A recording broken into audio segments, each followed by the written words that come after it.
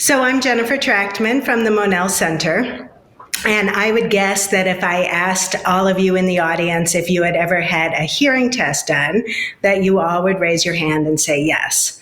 And if I asked you if you had ever had an eye exam, you would raise your hand and say yes.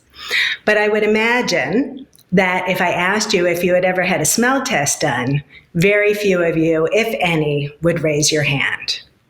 And the Monell Center is determined to change that. The Monell Center was founded 53 years ago to study the chemical senses.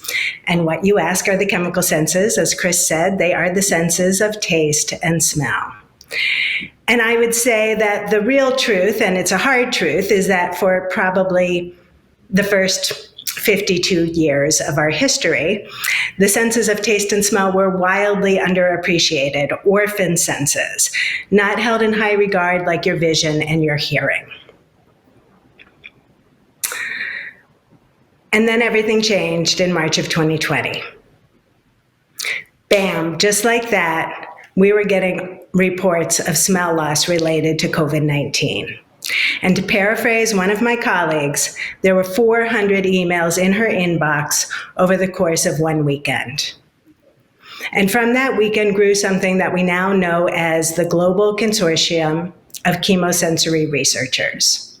This is a worldwide group of scientists who are studying smell and taste loss related to COVID-19.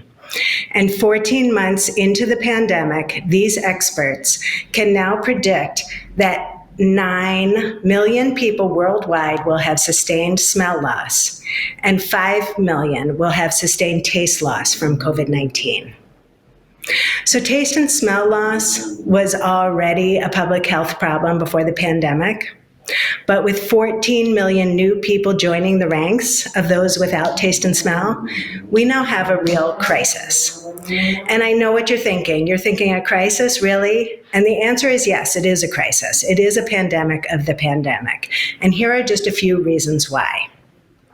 Taste and smell protect you from danger. Think gas leak. Taste and smell are very much connected to your emotional well-being.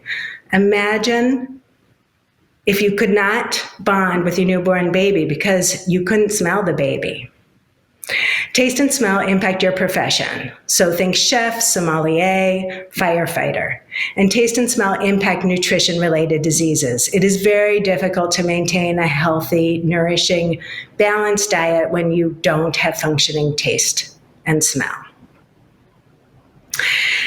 And if you don't believe me, go talk to your neighbor, your colleague, or your loved one who had COVID and is experiencing smell and taste loss and ask them how they're coping with it.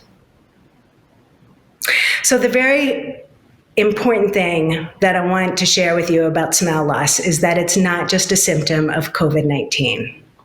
Smell loss can also be a symptom of other diseases, including neurological disorders. And researchers and clinicians have known this for some time, but up until now, there's been no rapid test to test your sense of smell.